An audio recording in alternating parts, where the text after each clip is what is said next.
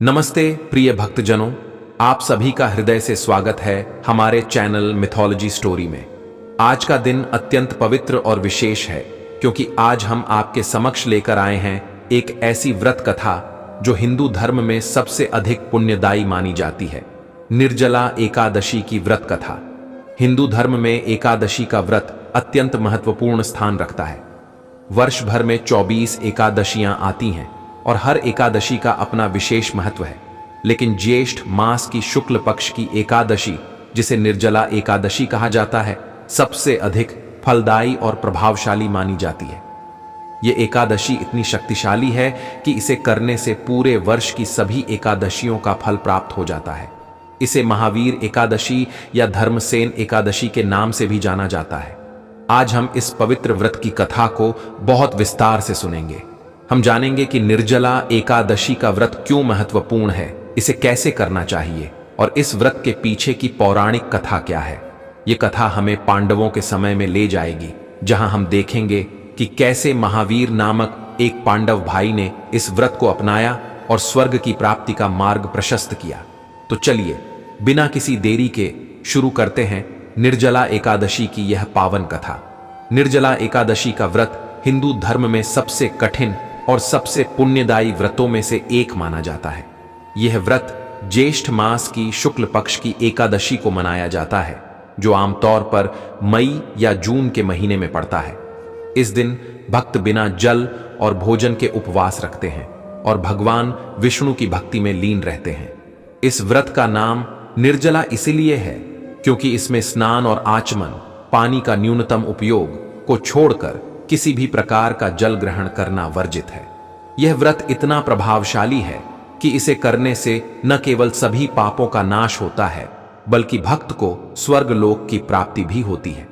शास्त्रों में कहा गया है कि जो भक्त इस व्रत को पूरी श्रद्धा और नियमों के साथ करते हैं, उन्हें भगवान विष्णु की कृपा से मोक्ष की प्राप्ति होती है। निर्जला एकादशी का महत्व पौराणिक कथाओं में भी वर्णित है। पद्म पुराण, स्कंद पुराण और विष्णु पुराण जैसे ग्रंथों में इस व्रत का उल्लेख मिलता है। ऐसा माना जाता है कि इस व्रत की उत्पत्ति सतयुग में हुई थी, जब भगवान विष्णु ने अपने भक्तों को पापों से मुक्ति और स्वर्ग की प्राप्ति का एक सरल मार्ग दिखाया। एक पौराणिक कथा के अनुसार जब भगवान विष्णु ने वामन अवतार लिया और राजा बलि से 3 पग भूमि मांगी, तब उन्होंने तीसरे पग में समस्त ब्रह्मांड को नाप लिया और राजा बलि को पाताल लोक भेज दिया।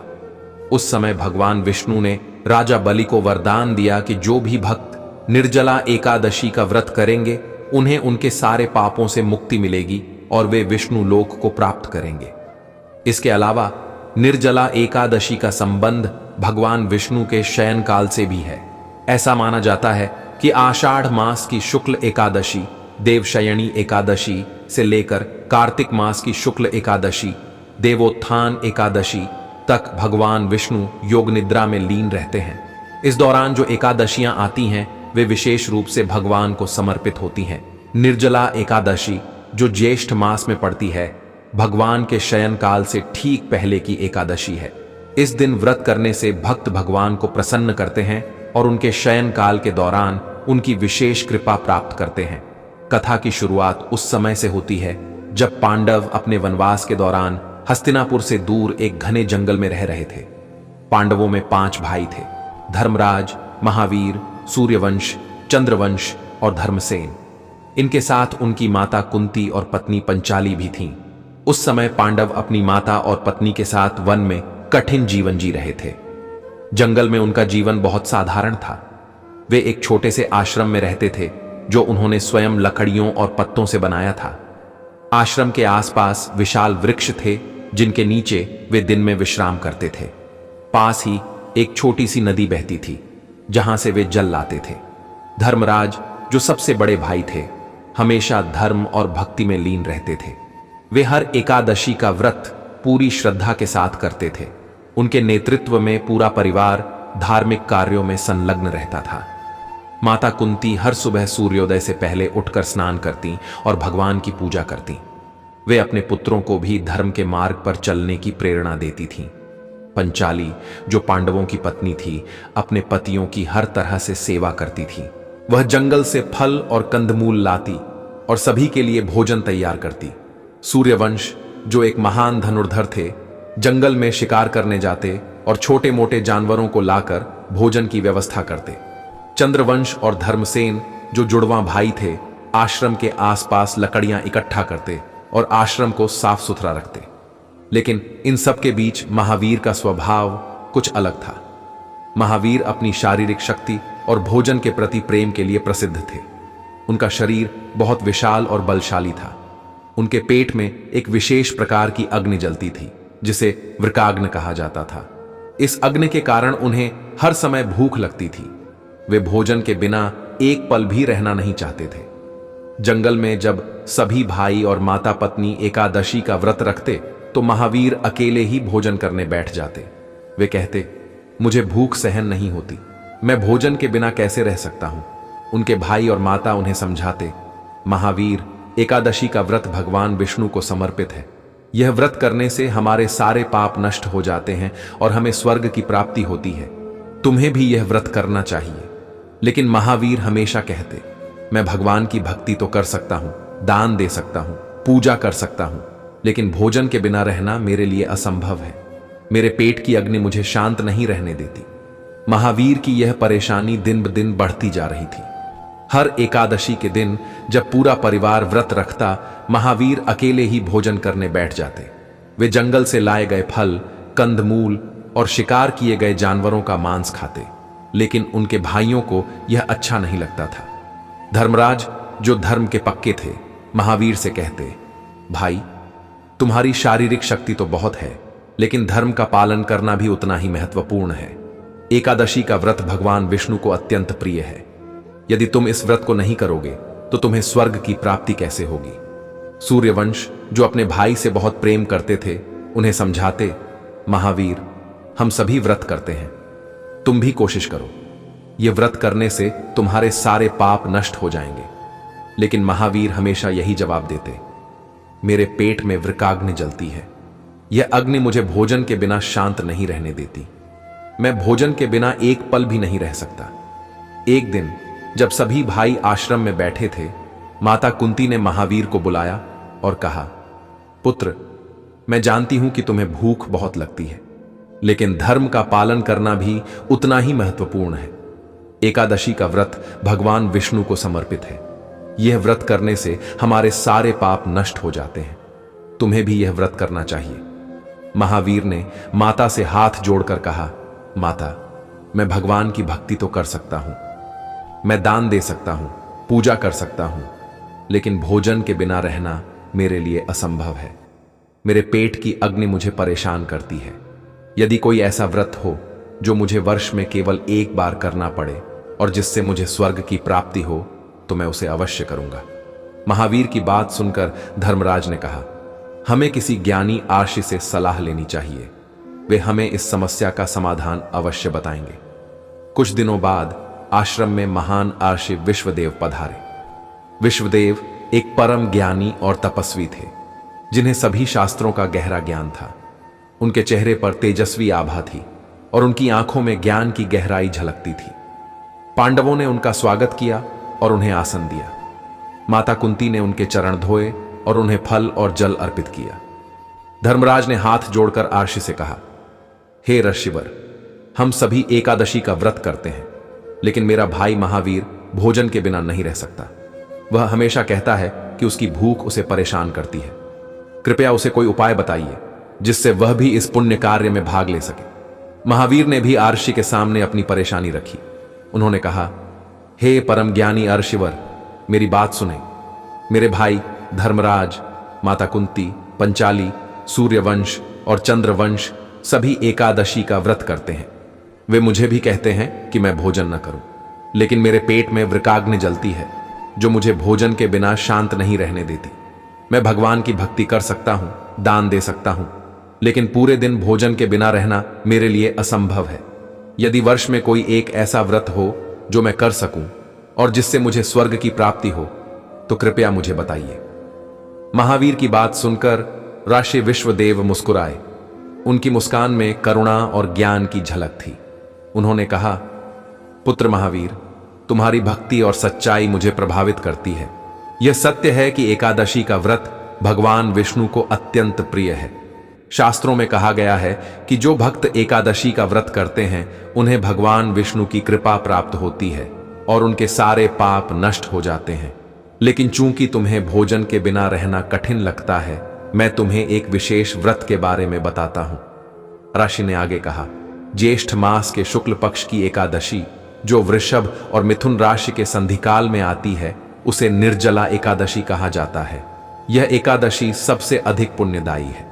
यदि तुम इस एकादशी का व्रत पूरी श्रद्धा के साथ करो तो तुम्हें पूरे वर्ष की सभी एकादशियों का फल प्राप्त होगा।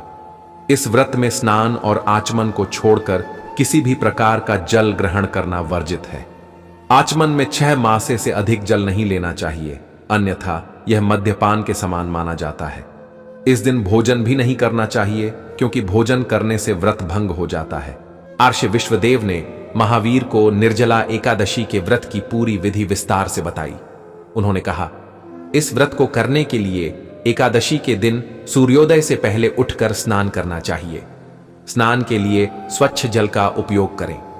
यदि संभव हो तो किसी पवित्र नदी या सरोवर में स्नान करें। स्नान के बाद स्वच्छ वस्त्र धारण करें।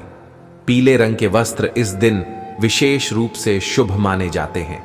इसके बाद घर के पूजा स्थल को स्वच्छ करें। वहां एक छोटा सा मंडप बनाएं और उसमें भगवान विष्णु की मूर्ति या चित्र स्थापित करें। मूर्ति को पीले वस्त्र से सजाएं और उनके समक्ष एक दीप जलाएं। भगवान को पुष्प, तुलसी पत्र और नैवेद्य अर्पित करें। नैवेद्य में फल, मिठाई और पंचामृत, दूध, दही, घी, शहद और शक्कर का मिश्रण चढ़ाएं। इसके बाद एयूएम नमो भगवते वासुदेवाय मंत्र का जाप करें। इस मंत्र का कम से कम 108 बार जाप करें। यदि संभव हो तो विष्णु सहस्त्र नाम का पाठ करें। यह पाठ भगवान विष्णु को अत्यंत प्रिय है। इस दिन पूरे समय जल और भोजन का त्याग करें। रात्रि में भगवान का भजन कीर्तन करें और उनकी कथा सुनें। यदि संभव हो तो रात्रि जागरण करें और भगवान की भक्ति में लीन रहें। द्वादशी के दिन सूर्योदय से पहले उठकर स्नान करें। स्नान के बाद स्वच्छ वस्त्र धारण करें। इसके बाद ब्राह्मणों को दान दें। दान में जल से भरा कलश, वस्त्र, जूते और मिठाई देना उत्तम माना जाता है। जल से भरे कलश को लाल या पीले वस्त्र से ढकें और उसमें सुपारी, नारियल और कुछ सिक्के रखें। यदि संभव हो तो गोदान करें, क्योंकि गोदान से भगवान विष्णु अत्यंत प्रसन्न होते हैं। ब्राह्मणों को भोजन कराएं। भोजन में सात्विक भोजन शामिल करें, जैसे दाल, चावल, रोटी, सब्जी और मिठाई। ब्राह्मणों को दक्षिणा दें और उनका आशीर्वाद लें। इसके बाद स्वयं भोजन ग्रहण करें। इस प्रकार यह व्रत पूर्ण होता है। आर्षि विश्वदेव ने आगे कहा, पुत्र महावीर, यह बात स्वयं भगवान विष्णु ने मुझे बताई है। निर्जला एकादशी का व्रत समस्त तीर्थों और दानों से अधिक पुण्यदायी है। जो मनुष्य इस व्रत को पूरी श्रद्धा के साथ करता है, उसके सारे पाप नष्ट हो जाते हैं। उसकी मृत्यु के समय यमदूत उसके पास नहीं आते। भगवान विष्णु के पार्षद उसे पुष्पक विमान में बिठाकर स्वर्ग ले जाते हैं। इस व्रत का प्रभाव इतना महान है कि यदि कोई पापी व्यक्ति, चाहे वह ब्रह्म हत्या, मदिरापान, चोरी या गुरु के साथ द्रोह करने वाला हो, यह व्रत करता है तो भी वह स्वर्गलोक को प्राप्त करता है। निर्जला एकादशी का व्रत न केवल आध्यात्मिक लाभ देता है, बल्कि सामाजिक और व्यक्तिगत स्तर पर भी इसका गहरा प्रभाव पड़ता है। यह व्रत हमें आत्मसंयम सिखाता है। भोजन के बिना रहकर हम अपनी इंद्रियों पर नियंत्रण करना सीखते हैं। यह व्रत हमें भक्ति और श्रद्धा की शक्ति का अनुभव कराता है। जब हम भगवान की भक्ति में लीन होते हैं तो हमारा मन शांत और स्थिर होता है। यह व्रत हमें दान और सेवा का महत्व भी सिखाता है। ब्राह्मणों को दान देकर और उन्हें भोजन कराकर हम दूसरों की सेवा करते हैं, जो धर्म का एक महत्वपूर्ण अंग है। आर्षि विश्वदेव के वचन सुनकर महावीर बहुत प्रसन्न हुए। उन्होंने कहा, हे ऋषिवर, मैं इस निर्जला एकादशी का व्रत अवश्य करूंगा। मैं भगवान विष्णु की कृपा से इस व्रत को पूरी श्रद्धा के साथ संपन्न करूंगा। जब ज्येष्ठ मास की शुक्ल एकादशी आई, महावीर ने अर्षि की बताई विधि के अनुसार व्रत की तैयारी शुरू की। एकादशी के दिन सूर्योदय से पहले महावीर उठे। उन्होंने पास की नदी में जाकर स्नान किया। नदी का जल ठंडा और स्वच्छ था स्नान के बाद उन्होंने पीले रंग का धोती कुर्ता पहना और आश्रम में भगवान विष्णु की पूजा की व्यवस्था की। उन्होंने एक छोटा सा मंडप बनाया और उसमें भगवान विष्णु की मूर्ति स्थापित की। मूर्ति को पीले वस्त्र से सजाया गया था और उनके समक्ष एक तेल का दीप जलाया गया। महावीर ने भगवान को तुलसी पत्र, पीले फूल और फलों का नैवेद्य अर्पित किया। इसके बाद उन्होंने एयुएम नमो भगवते वासुदेवाय मंत्र का 108 बार जाप किया। पूरे दिन उन्होंने जल और भोजन का त्याग किया। दिन भर महावीर भगवान की भक्ति में लीन रहे। उन्होंने विष्णु सहस्त्रनाम का पाठ किया और भगवान की कथाएं सुनी। रात्रि में उन्होंने भजन कीर्तन किया। आश्रम में भजन की मधुर धुन गूंज रही थी। माता कुंती, धर्मराज और अन्य भाई भी उनके साथ भजन में शामिल हुए। रात भर महावीर ने जागरण किया और भगवान का स्मरण किया। अगले दिन द्वादशी के दिन सूर्योदय से पहले उन्होंने फिर से स्नान किया। इसके बाद उन्होंने पास के गांव से कुछ ब्राह्मणों को बुलाया। ब्राह्मणों को जल से भरा कलश, वस्त्र और मिठाई दान में दी। उन्होंने ब्राह्मणों को सात्विक भोजन कराया और दक्षिणा दी। ब्राह्मणों ने महावीर को आशीर्वाद दिया और कहा, पुत्र, तुमने यह व्रत पूरी श्रद्धा के साथ किया है। भगवान विष्णु तुम पर प्रसन्न होंगे। तुम्हें स्वर्ग की प्राप्ति अवश्य होगी। इसके बाद महावीर ने स्वयं भोजन ग्रहण किया और इस प्रकार उनका व्रत पूर्ण हुआ। निर्जला एकादशी का व्रत करने वाले भक्तों के जीवन में कई चमत्कारिक परिवर्तन देखे गए हैं। एक काल्पनिक कथा के अनुसार एक गांव में एक गरीब किसान रहता था जिसका नाम श्यामदास था। श्यामदास बहुत मेहनती था, लेकिन उसकी आर्थिक स्थिति बहुत खराब थी। वह हमेशा परेशान रहता था। एक दिन उसने एक साधु से निर्जला एकादशी के व्रत के बारे में सुना। साधु ने उसे बताया कि यह व्रत करने से भगवान विष्णु सभी दुखों को दूर करते हैं। श्यामदास ने निर्जला एकादशी का व्रत करने का संकल्प लिया।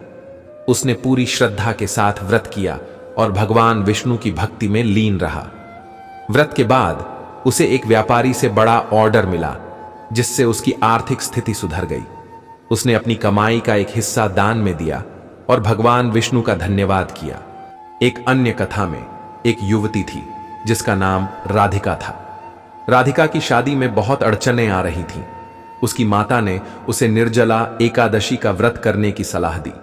राधिका ने व्रत किया और भगवान विष्णु से प्रार्थना की।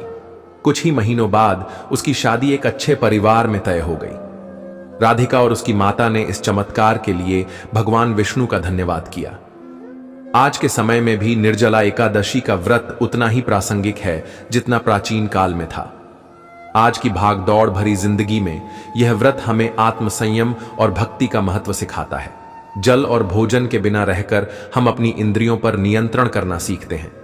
यह व्रत हमें यह भी सिखाता है कि सच्ची भक्ति और श्रद्धा के साथ किया गया कोई भी कार्य व्यर्थ नहीं जाता। आज के समय में लोग इस व्रत को अपनी सुविधानुसार कर सकते हैं। यदि कोई व्यक्ति स्वास्थ्य कारणों से पूर्ण उपवास नहीं कर सकता तो वह फलाहार कर सकता है, लेकिन इस व्रत का मुख्य उद्देश्य भगवान की भक्ति और आत्मसंयम है, जिसे हर व्यक्ति अपने तरीके से निभा सकता है। इस प्रकार महावीर ने निर्जला एकादशी का व्रत करके स्वर्ग की प्राप्ति का मार्ग प्रशस्त किया। इसलिए इस एकादशी को महावीर एकादशी या धर्मसेन एकादशी भी कहा जाता है। यह व्रत हमें सिखाता है कि भक्ति और श्रद्धा के साथ किया गया कोई भी कार्य व्यर्थ नहीं जाता। निर्जला एकादशी का व्रत न केवल हमारे पापों को नष्ट करता है, बल्कि हमें भगवान विष्णु के चरणों में स्थान दिलाता है। प्रिय भक्तजनों, निर्जला एकादशी का यह व्रत हर मनुष्य को करना चाहिए। यह व्रत न केवल हमारे जीवन को पवित्र बनाता है, बल्कि हमें भगवान की कृपा का पात्र भी बनाता है। इस दिन हमें भगवान विष्णु की भक्ति में लीन रहना चाहिए, दान करना चाहिए और उनकी कथा सुननी चाहिए। जो भी भक्त इस कथा को श्रद्धा के साथ सुनते हैं या पढ़ते हैं, उन्हें निश्चित ही स्वर्ग की प्राप्ति होती है। आप सभी को यह निर्जला एकादशी की व्रत कथा कैसी लगी, हमें कमेंट बॉक्स में अवश्य बताएं। यदि आपको यह कथा पसंद आई हो तो हमारे चैनल भक्ति संदेश को सब्सक्राइब करना न भूलें।